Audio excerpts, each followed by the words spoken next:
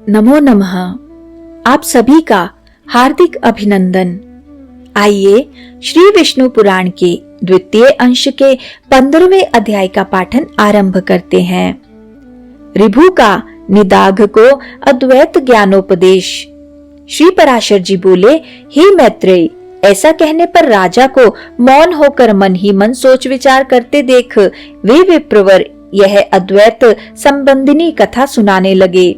ब्राह्मण बोले, हे राज शार्दुल, पूर्व काल में महर्षि ऋभु ने महात्मा निदाघ को उपदेश करते हुए जो कुछ कहा था वह सुनो। हे भूपते, परमेष्टि श्री ब्रह्मा जी का ऋभु नामक एक पुत्र था। वह स्वभाव से ही परमार्थ तत्व को जानने वाला था। पूर्व काल में महर्षि पुलस्त्य का पुत्र निदाघ उन ऋभु का शिष्य था। उसे उन्होंने अति प्रसन्न होकर संपूर्ण तत्व ज्ञान का उपदेश दिया था। हे नरेश्वर, ऋभु ने देखा कि संपूर्ण शास्त्रों का ज्ञान होते हुए भी निदाघ की अद्वैत में निष्ठा नहीं है। उस समय देविका नदी के तीर पर पुलस्त्य जी का बसाया हुआ वीरनगर नामक एक अति रमणीक और समृद्धि संपन्न नगर था। हे पार्थिवोत्तम, रम्य उपवनों से सुशोभित उस पुर में पूर्व काल में ऋभु का शिष्य योगवेत्ता निदाघ रहता था। महर्षि ऋभु अपने शिष्य निदाघ को देखने के लिए 1 सहस्त्र दिव्य वर्ष बीतने पर उस नगर में गए।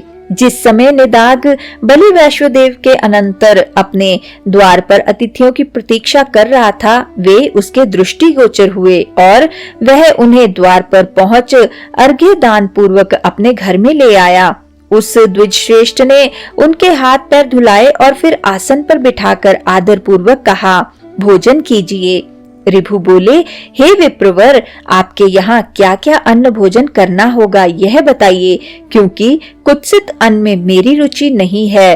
निदाघ ने कहा, हे द्विज श्रेष्ठ, मेरे घर में सत्तू, जौ की लपसी, कंदमूल फलादि तथा पुए बने हैं।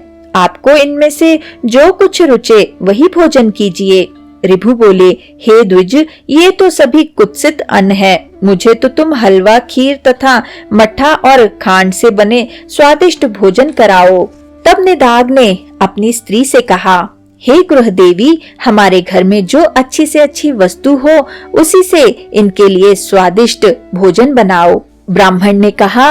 उसके ऐसा कहने पर उसकी पत्नी ने अपने पति की आज्ञा से उन विप्रवर के लिए अति स्वादिष्ट अन्न तैयार किया। हे राजन, ऋभु के यथेच्छ भोजन कर चुकने पर निदाघ ने अति विनीत होकर उन महामुनि से कहा। निदाघ बोले, हे द्विज, कहिए भोजन करके आपका चित्त स्वस्थ हुआ ना? आप पूर्णतया तृप्त और संतुष्ट हो गए ना? हे विप्रवर, कहिए आप कहाँ रहने वाले हैं, कहाँ जाने की तैयारी में हैं और कहाँ से पधारे हैं? ऋभु बोले, हे ब्राह्मण, जिसको क्षुधा लगती है उसकी तृप्ति भी हुआ करती है। मुझको तो कभी क्षुधा ही नहीं लगी, फिर तृप्ति के विषय में तुम क्या पूछते हो? जठराग्नि के द्वारा पार्थिव ठोस धातुओं के क्षीण हो जाने से मनुष्य को क्षुधा की प्रतीति होती है और जल के क्षीण होने से तृषा का अनुभव होता है। हे द्विज, ये क्षुधा और तृषा तो देह के ही धर्म है, मेरे नहीं। अतः कभी क्षुधित न होने के कारण मैं सर्वदा तृप्त ही हूँ। स्वस्थता और तुष्टि भी मन ही में होते हैं, अतः ये मन ही के धर्म है। पुरुष आत्मा से इनका कोई संबंध नहीं है। इसलिए हे द्विज, ये जिसके धर्म है उसी से इनके विषय में पूछो। और तुमने जो पूछा कि आप कहाँ रहने वाले हैं, कहाँ जा रहे हैं तथा कहाँ से आए हैं, सो इन तीनों के विषय में मेरा मत सुनो। आत्मा सर्वगत है, क्योंकि यह आकाश के समान व्यापक है। अतः कहाँ से आए हो, कहाँ रहते हो और कहाँ जाओगे, यह कथन भी कैसे सार्थक हो सकता है? मैं तो ना कहीं जाता हूँ, ना आता हूँ और ना किसी एक स्थान पर रहता हूँ। तू, मैं और अन्य पुरुष भी देहादि के कारण जैसे पृथक पृथक दिखाई देते हैं, वास्तव में वैसे नहीं है।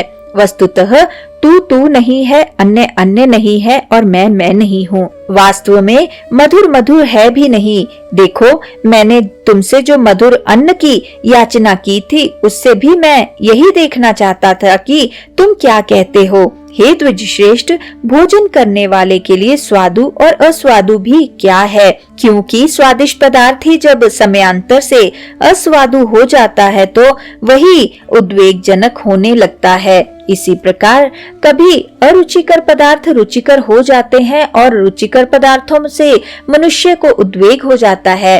ऐसा अन्न भला कौन सा है जो आदि, मध्य और अंत तीनों काल में रुचिकर ही हो। जिस प्रकार मिट्टी का घर मिट्टी से लीपने पोतने से दृढ़ होता है, उसी प्रकार यह पार्थिव देह पार्थिव अन्न के परमाणुओं से पुष्ट हो जाता है। जौ, गेहूं, मूंग, घृत, तेल, दूध, दही, गुड़ और फल आदि सभी पदार्थ पार्थिव परमाणु ही तो है। इनमें से किसको स्वादु कहे और किसको अस्वादु।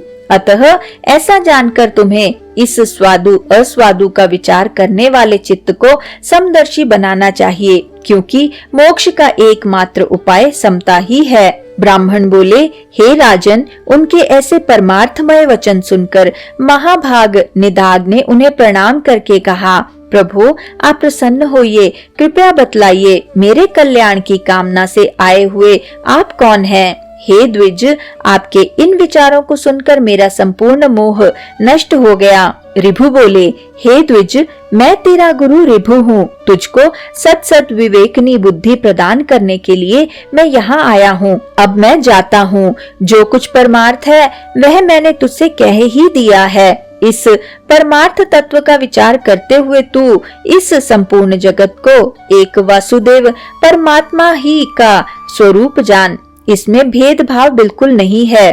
ब्राह्मण बोले, तदनंतर निदाग ने बहुत अच्छा कह उन्हें प्रणाम किया और फिर उससे परम भक्ति पूर्वक पूजित हो ऋभु स्वेच्छा अनुसार चले गए।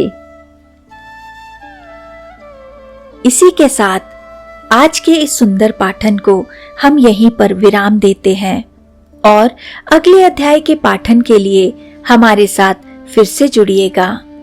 आइए विष्णु जी के इस सुंदर मंत्र से आज के पाठन का समापन करते हैं। ओम नमो भगवते वासुदेवाय। ओम नमो भगवते वासुदेवाय।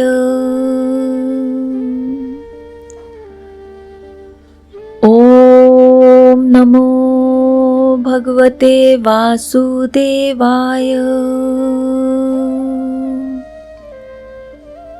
ओम नमो भगवते वासुदेवाय।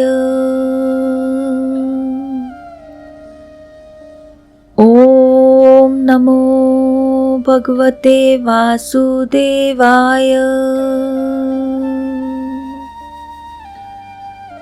ओम नमो भगवते वासुदेवाय। ओम नमो भगवते वासुदेवाय। धन्यवाद।